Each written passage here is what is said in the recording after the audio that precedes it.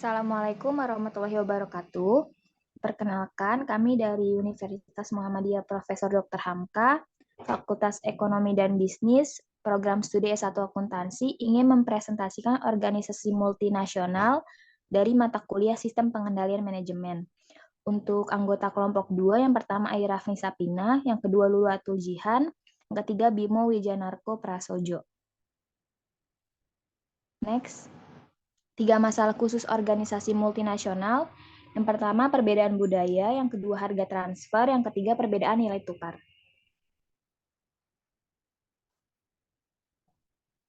Next. Perbedaan budaya. Perbedaan budaya merupakan salah satu variabel yang penting yang mempengaruhi perusahaan multinasional. Sebuah organisasi multinasional akan beroperasi di banyak negara dan harus siap menghadapi perbedaan budaya tersebut. Karena budaya merajuk pada nilai-nilai, asumsi, dan perilaku yang berkaitan dengan karakter nasional dan regional yang ada yang mempunyai hubungan penting dengan pengendalian manajemen. Sistem perencanaan dan sistem pengendalian akan lebih efektif di dalam budaya berbeda. Next. Menurut Hofstede, budaya dapat berbeda pada 4 dimensi. Yang pertama, jangkauan kekuasaan. Kedua, individualisme. Yang ketiga, menghindari ketidakpastian. Yang keempat, maskulinitas atau feminitas. Next. Harga transfer. Harga transfer untuk barang, jasa, dan teknologi merupakan salah satu dari perbedaan besar yang terjadi antara pengendalian manajemen operasi domestik dan luar negeri. Dalam operasi luar negeri dibutuhkan beberapa pertimbangan penting lainnya, yaitu perpajakan, peraturan pemerintah, tarif, pengendalian devisa, akumulasi dana, dan joint venture. Selain itu, ada juga pertimbangan hukum yang bertujuan untuk mencegah perusahaan multinasional melakukan menghindari pajak penghasilan di negara tuan rumah. Next. Pertimbangan yang perlu diperhatikan dalam penetapan harga transfer untuk perusahaan multinasional. Yang pertama, ada perpajakan, yang kedua peraturan pemerintah, yang ketiga tarif, yang keempat pengendalian devisa, yang kelima akumulasi dana, dan keenam joint venture. Pembahasan harga transfer berdasarkan manajemen kontrol sistem meliputi yang pertama menggunakan metode harga transfer, yang kedua pertimbangan hukum, yang ketiga kepentingan minoritas. Selanjutnya akan dibacakan oleh teman saya Bimo.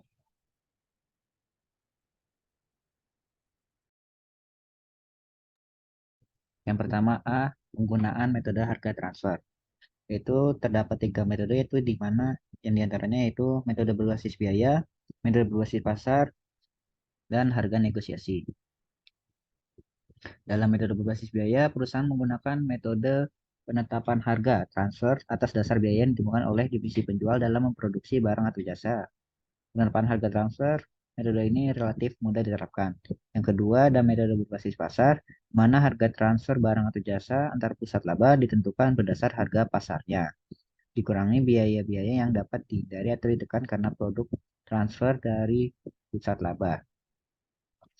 Yang ketiga, ada harga negosiasi.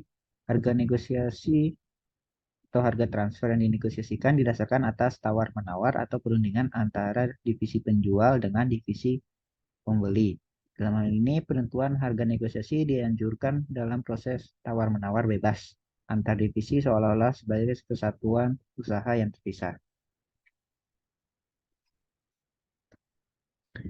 Yang B, pertimbangan hukum. Hampir semua negara melakukan beberapa pembatasan pada fleksibilitas perusahaan dalam menetapkan harga transfer untuk transaksi dengan anak-anak perusahaan di luar negeri. Alasannya, untuk mencegah perusahaan multinasional melakukan penghindaran pajak penghasilan di negara tuan rumah. Metode-metode harga antar perusahaan pengendali yang dapat diterima. Disusun menurut prioritas dari yang paling penting ialah sebagai berikut. Yang pertama ada metode perbandingan dengan harga tidak sepengendali, di mana harga yang wajar dapat dipastikan dari penjual barang atau jasa yang dapat diperbandingkan antara perusahaan multinasional. Yang kedua ada metode harga jual kembali, di mana wajib pajak bekerja mundur dari harga penjualan final pada saat kekayaan yang dibeli dari perusahaan afiliasi dijual kembali dalam sebuah penjualan tidak sepengendali. Yang ketiga, metode biaya plus.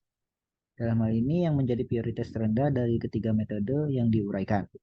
Titik awal untuk menentukan harga yang wajar ialah biaya untuk memproduksi produk dihitung menurut praktik akuntansi yang benar.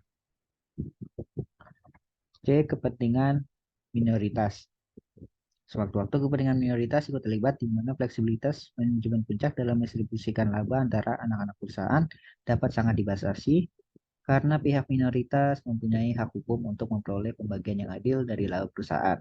Dalam kasus ini, anak perusahaan harus mungkin melakukan transaksi secara wajar. Yang ketiga, perbedaan nilai tukar mata uang, yaitu meliputi nilai tukar, jenis eksposur nilai tukar, pilihan metrik dalam evaluasi kerja, eksposur ekonomi, efek translasi, kinerja perusahaan, dan pertimbangan manajemen. Untuk selanjutnya akan dibahas oleh saudara Luatu Jihan. Oke, selanjutnya di sini ada yang pertama nilai tukar. Nilai tukar adalah harga dari sebuah mata uang jika dibandingkan dengan mata uang yang lainnya. Di sini ada beberapa poin. Nilai tukar nominal adalah nilai tukar yang biasanya ditawarkan. Kemudian nilai tukar spot adalah nilai tukar nominal yang berlaku pada satu hari tertentu. Selanjutnya nilai tukar real adalah nilai tukar spot setelah penyesuaian perbedaan inflasi antara dua negara yang dihitung. Dan ada nilai tukar forward adalah nilai tukar hari ini yang dapat digunakan menjadi dasar penyelesaian suatu transaksi yang terjadi di suatu waktu di masa depan. Yang kedua ada jenis exposure nilai tukar. Exposure juga ada beberapa poin. Yang pertama ada exposure translasi atas nilai tukar adalah exposure dan neraca dan laporan laba rugi perusahaan multinasional terhadap perubahan yang terjadi di dalam nilai tukar nominal. Kemudian ada exposure transaksi adalah exposure nilai tukar yang dimiliki perusahaan untuk transaksi-transaksi antar negaranya ketika transaksi semacam itu dicatat hari ini, tetapi penyelesaiannya, pembayarannya dilakukan di kemudian hari. Yang terakhir ada exposure ekonomi, adalah exposure nilai tukar atas arus kas terhadap perubahan nilai tukar real. Exposure ekonomi juga disebut exposure operasional atau exposure kompetitif terhadap nilai tukar. Kemudian yang ketiga, ada pilihan metrik dalam evaluasi kinerja. Choi dan Cheswis menemukan bahwa hampir semua responden memiliki sistem evaluasi kinerja yang membandingkan aktual terhadap anggarannya dalam menilai kinerja anak perusahaan. Pada dasarnya, terdapat 3 kemungkinan pemilihan metrik dalam penetapan dan anggaran, yaitu nilai tukar awal, nilai tukar yang diproyeksikan, dan nilai tukar akhir. Next. Yang keempat ada exposure ekonomi. Ketika anak perusahaan memiliki transaksi antar negara, mereka juga akan menjadi subjek dari exposure ekonomi. Sistem pengendalian melakukan evaluasi manajemen perusahaan atas keputusan-keputusan yang seharusnya memungkinkan anak perusahaan merespon perubahan yang terjadi pada nilai tukar real. Ada 2 tipe generik dari perusahaan nasional. Yang pertama, importir murni adalah anak perusahaan yang menjadi sebagian besar produknya di dalam negaranya sendiri, tetapi mengimpor sebagian besar barang mentahnya dari luar negeri, baik itu dari anak perusahaan lain atau dari perusahaan luar. Yang kedua, eksportir murni, yang dimana anak perusahaan menjual kebanyakan produknya ke luar negeri baik kepada anak perusahaan lain atau dari perusahaan luar lainnya, tetapi membeli sebagian besar bahan mentahnya di dalam negara tersebut. Yang kelima ada efek translasi. Efek ini pendekatan mendasar dalam menangani exposure transaksi dengan menggunakan strategi lindung nilai mata uang asing yang tepat. Lindung nilai atau hedging adalah transaksi-transaksi dapat menurunkan kemungkinan risiko yang berhubungan dengan arus kas di masa depan. Dalam prosesnya, perusahaan yang membeli instrumen lindung nilai mengalihkan risiko kepada entitas yang menjual instrumen tersebut. Biasanya adalah bank komersial. Dalam kasus untuk pasar valuta, tentunya sudah pasti jasa semacam itu membutuhkan biaya. Next. Yang keenam ada kinerja anak perusahaan. Sejauh ini kita telah mengusulkan bahwa adalah penting untuk membedakan antara kinerja ekonomi dan perusahaan dan kinerja para manajernya. Pada pedoman-pedoman yang dibicarakan di atas semata-mata hanya menangani pengisolasian dampak nilai tukar terhadap kinerja manajer anak perusahaan. Penting untuk menyadari bahwa kinerja ekonomi anak perusahaan itu sendiri harus merefleksikan akibat negatif atau positif atas exposure transaksi dan ekonomi. Dan yang terakhir ada pertimbangan manajemen. Dalam mendesain sistem evaluasi kinerja anak perusahaan multinasional, perusahaan dapat menggunakan pedoman-pedoman berikut ini. Yang pertama ada manajer anak perusahaan yang seharusnya tidak dianggap bertanggung jawab terhadap efek transaksi. Yang kedua, efek transaksi paling baik ditangani melalui koordinasi terpusat dari kebutuhan lindung nilai perusahaan multinasional secara keseluruhan. Yang ketiga, ada manajer anak perusahaan harus bertanggung jawab terhadap efek ketergantungan dari nilai tukar yang diakibatkan oleh exposure ekonomi. Dan yang terakhir, ada evaluasi anak perusahaan sebagai basis dari pengambilan keputusan untuk menentukan lokasi operasi di sebuah negara atau melokalisasi operasi dari sebuah negara harusnya merefleksikan konsekuensi dari adanya exposure transaksi dan ekonomi. Next. Di sini ada studi kasus dari perusahaan Hindustan Lever Ltd. Marvinder Singh bangga, pimpinan Hindustan Lever, yaitu anak perusahaan India dari Unilever, sangat puas dengan liputan positif yang telah diterima oleh dirinya dan perusahaannya. HEL tetap menjadi salah satu perusahaan multinasional dihormati di India. Artikel tersebut menyoroti tantangan terbesar yang dihadapi HEL banyak dari merek-merek inti perusahaan tersebut yang telah menjadi terkenal. Meskipun pertumbuhan produk top line bertahan di kisaran 2 digit pada awal dan pertengahan tahun 1990-an.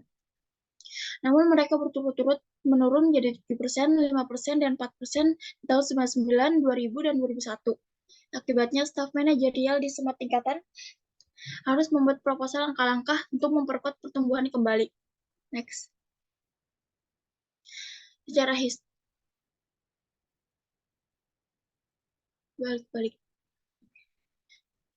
historis, strategi pertumbuhan perusahaan telah dipandu oleh dua pemikiran utama. Yang pertama, HLL memprioritaskan kesempatan yang dibangun berdasarkan aset dan kemampuan yang ada. Yang kedua, mereka menghindari penyebaran bakat manajemen yang terlalu luas. Dengan prinsip ini, Hindustan Lever selalu memasuki bisnis baru dengan keyakinan bahwa mereka akan berhasil. Menghadapi penurunan pertumbuhan pendapatan, Bangga menginginkan adanya pemikiran yang lebih ekspansif. Skema yang sama sekali baru harus dipertimbangkan. Sebenarnya, para manajernya tak pernah kehabisan ide karena pada saat ini membaca proposal-proposal mereka yang telah masuk. Banyak inspirasi potensial yang didapatkannya, namun Bangga juga memiliki tantangan-tantangan jika ide tersebut diterapkannya. Kemudian, apakah HLL memiliki cukup kemampuan untuk mengatasinya? Next. Jawabannya, Marvinder Singh Bangga sebagai pimpinan perusahaan Hindustan Lever mempunyai beberapa strategi. Yang pertama di sini ada pelayanan kepada masyarakat miskin pedesaan India. Di dalam ini, Bangga memiliki strategi yaitu dengan menggunakan cara dengan menyewa aktor, penari, dan pesulap untuk menjalankan pertunjukan berjalan yang menghibur para penduduk dan memberi pendidikan tentang kesehatan dan kebersihan serta memperkenalkan merek-merek HLL. Kegiatan ini membangkitkan gairah penduduk bahkan sebelum rombongan tiba di desa mereka. Perusahaan merasa beruntung karena dari festival tersebut jutaan orang berkumpul di lokasi yang sama untuk menyaksikan berbagai demonstrasi. Di salah satu demonstrasi, calon pembeli diberi pendidikan tentang bahaya kotoran dan kuman, dan dengan sinar ultraviolet ditunjukkan di bagian tangan mana kuman paling gemar bersarang. Strategi yang kedua ada ekspansi portofolio. Di sini ada tiga logika yang mendasar, yaitu pasar yang sangat besar, sistem penjualan